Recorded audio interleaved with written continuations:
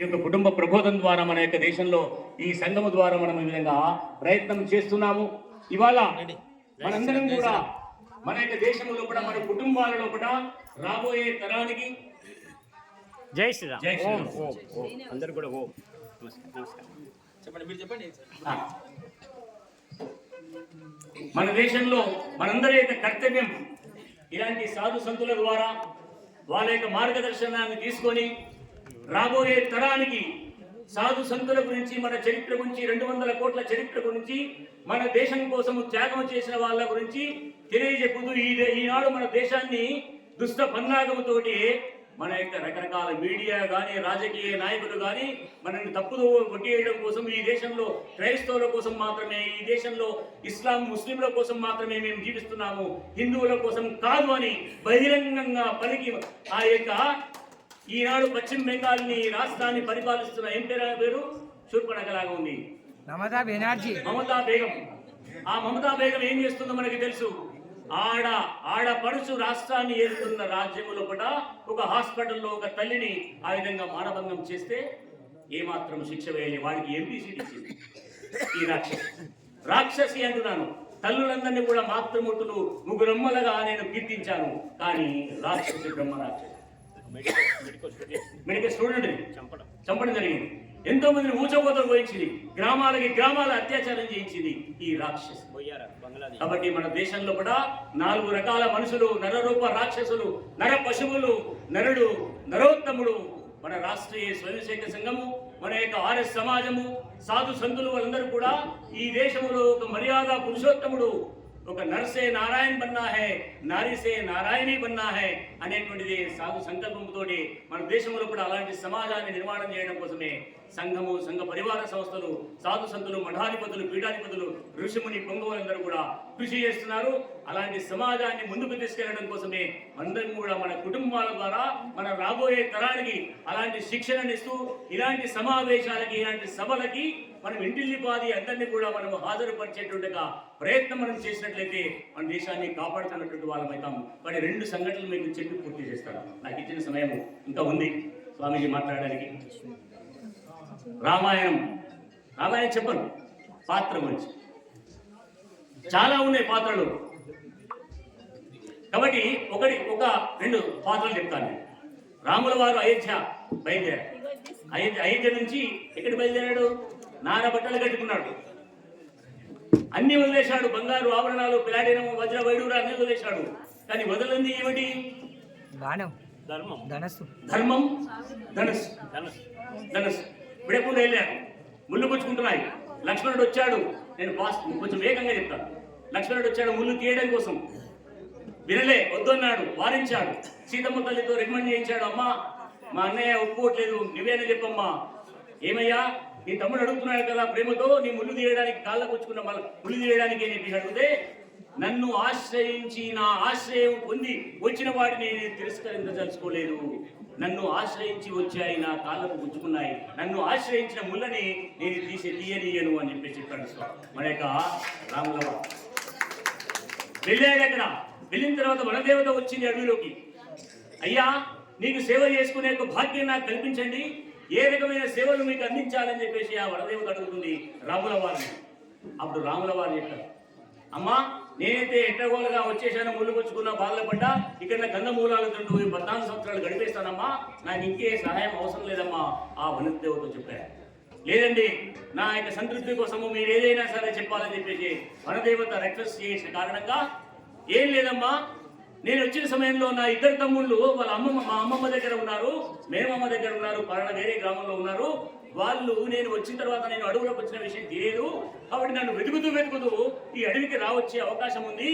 కాబట్టి వాళ్ళ ఇద్దరికి కూడా ముళ్ళు పుచ్చుకోకుండా చేయమ్మా, ఆ బాట నుంచి ముళ్ళు ఏరేయమ్మా అని చెప్పి తమ్ముడి యొక్క తమ్ముళ్ళ మీద ఎలాంటి ప్రేమను అన్నది కూడా. ఇంత సుకుమారమైనమా నీ తమ్ముళ్ళ, ఇంత సున్నిత హృదయులా, దశరథ మహారాజు యొక్క సైన్యాధ్యక్షుడు కదా, సైన్యాధిపతి కదా, యువరాజు, సామంతరాజు కదా, అలాంటి వాడికి ముళ్ళు పుచ్చుకుంటే ఈ విధంగా బాధపడతాడా? అంత సుకుమారుడు అనే తమ్ముళ్ళు అని చెప్పేసి నవ్వుతూ అడుగుతుంది వనదేవత రాముల వారిని. కాదమ్మా, దానికి కాదమ్మా, ఇంద్రుడి యొక్క వజ్రాయం తీసుకొచ్చిన తమ్ముడి యొక్క ఎడ మీద కొట్టిన వజ్రాయుధం తునాతునైపోతుంది. అంతటి దృఢకాయుడు నా తమ్ముడు. కానీ నా కారణం చేత నా అన్నకి గది పట్టింది. ఈ ఎడవుల్లో ముళ్ళు గుచ్చుకోవడానికి కారణమైంది.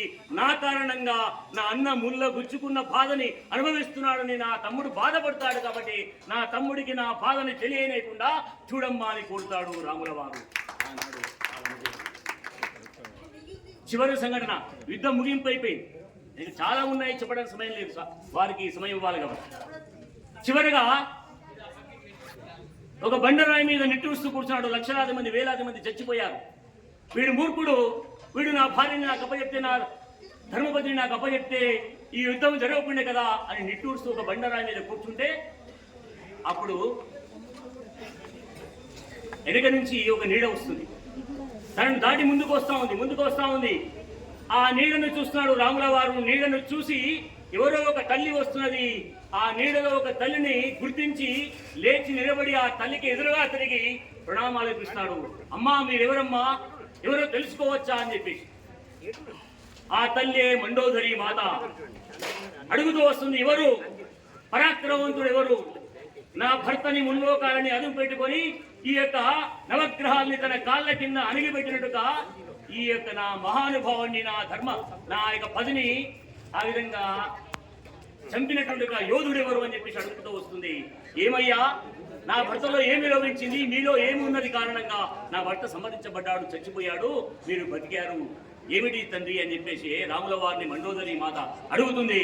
పంచకన్యలలో ఒక్కటైనటువంటి ఒక నన్ను, ప్రపంచం మొత్తంలో పంచకన్యలు ఉంటే నేను ఒక 5వ కన్యని, అందగత్తెని, నన్ను విడిచిపెట్టి నారా బట్టలు కట్టుకుని నీ భార్యని వెంటబడ్డాడు, నీ భార్యని దోచుకొని వచ్చాడు, కాబట్టి నా భర్త యొక్క ప్రాణాలు కోల్పోవడం జరిగింది అని చెప్పేసి చెప్పడం జరుగుతుంది. మండోదరి మాత ఇంకా ఏం చెప్తుందంటే, ఒక నీడలో ఆడపడుచుని గమనించి, ఒక మాతృమూర్తిని గమనించి ఎదురు తిరిగి నువ్వు ప్రాణం అర్పించవు కదా, ఆ యొక్క ధర్మమే కాపాడింది నిన్ను, ఆ ధర్మమే నిలబెట్టింది నిన్ను అని ఆ మండోదరి మాత. మరి రామాయణం చదివితే ఏమి తెలుస్తుంది, ఏ విధంగా జీవించాలి. నేను ఇంకా తల్లులు, ముగ్గురు, నలుగురు తల్లుల గురించి చెప్పలే, వాళ్ళ స్పెషాలిటీస్ ఇంకొక సందర్భంలో చెప్పుకుందాం. మనం మహాభారతంలో ఒక సంగతి చెప్పి ముగిస్తాను. మహాభారతంలో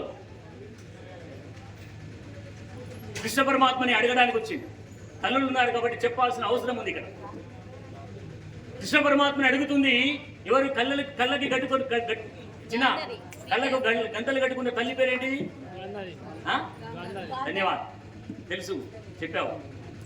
గాంధారి మాత, ధృతరాష్ట్రుడి యొక్క ఎవరికి తల్లి? దుర్యోధనుడికి మాత్రం ఉంది. ఆ గాంధారి మాత, ఏమయ్యా, ఈ పంచపాండవులు మాత్రమే నీకు బామ్మర్దులా? ఈ కౌరవులు నీకు బామ్మర్దులు కాదా? వాళ్ళు కూడా నీకు బామ్మర్దులే కదా? ఎందుకయ్యా ఎంతసేపు పాండవుల వైపే నిలబడతావు, వాళ్ళ వైపే మాట్లాడతావు, వాళ్ళ గురించే నిలబడతావు నువ్వు? ఈ పక్షపాతం ఎందుకయ్యా? ఈ 101 మంది మడతలతో పాటుగా నీకు వీళ్ళు కూడా బామ్మర్దులే కదా, వాళ్ళ గురించి నువ్వు ఏమాత్రం కూడా పడుచుకోవేమమ్మయ్యా అని అడిగితే, అవునమ్మా, నిజమేనమ్మా. ఎందుకోసం? నీకంటే కుంతీమాత కంటే ముందు నువ్వు గర్భము దాల్చావు, కానీ పిల్లల్ని కనలేదు, సంతానం కనలేదు. నీ తర్వాత గర్భము దాల్చిన కుంతీమాత పిల్లల్ని కన్నది.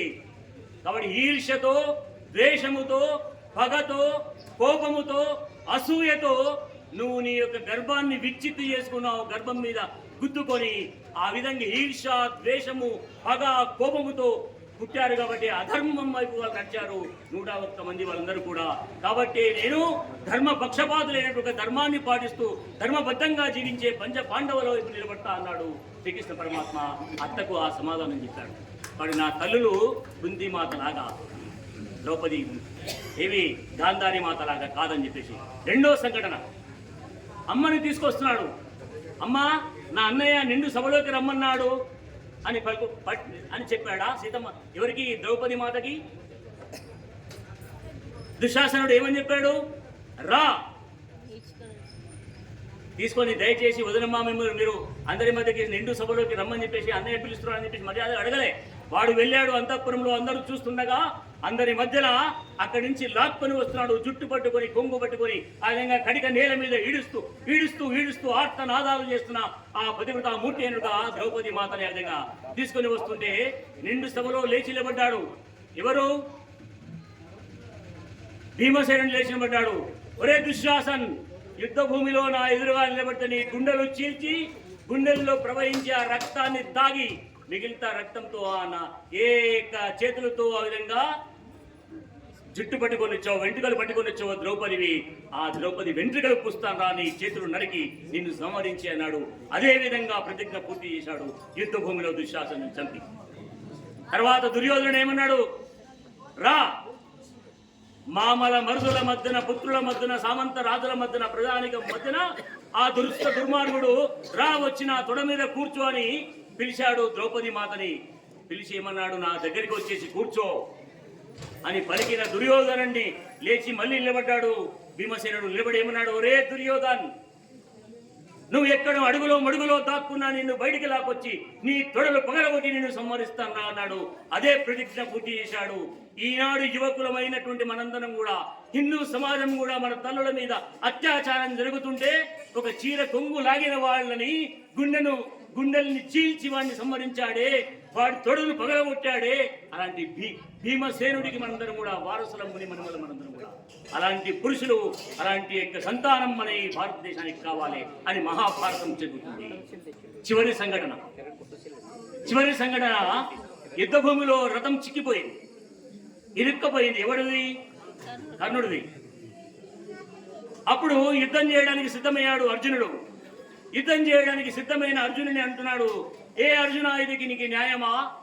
నా అచేతనంగా ఉన్న నా రథం యొక్క పయ్య అందులో భూమిలో ఇరుక్కపోయింది. ఆ రథ చక్రాన్ని పైకి లాగుతున్నాను. పైకి లాగే సమయంలో నేను అచేతనంగా నా అస్త్ర శస్త్రాలు, అమ్యునిషన్, మిజైల్స్ నా దగ్గర ఏమీ లేని నువ్వు ఆ విధంగా యుద్ధం చేయడం న్యాయమా, ధర్మమా అని చెప్పేసి అడుగుతున్నాడు. మన యొక్క అర్జునుడు భోళాశంకరుడు, శాంత స్వభావి, మృదు స్వభావి. నిజమే కదా, ధర్మం కాదు కదా, ఆయన దగ్గర అస్త్ర శస్త్రాలు లేవు కదా అని అస్త్ర శస్త్రాన్ని కూడా నేల విడిచేసి ఆ విధంగా అచేతనంగా నిలబడ్డాడు. భగవద్గీత మన ప్రధానమంత్రి గారు ప్రపంచ దేశాల రాజులకి, చక్రవర్తులకి, ప్రైమ్ మినిస్టర్, ప్రెసిడెంట్లందరూ కూడా భగవద్గీతను ఇచ్చేస్తున్నాడు.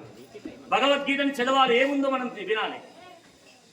అప్పుడు ఆ యొక్క అర్జునుడికి చెప్తున్నాడు, ఏ అర్జున్, भूल गया क्या तुम्हारा पुत्र मुनि को कैसा मार डाला, एक एक करके चित्र हिंसा करके कैसा मार डाला तुम्हारा पुत्र अभिमन्यु को।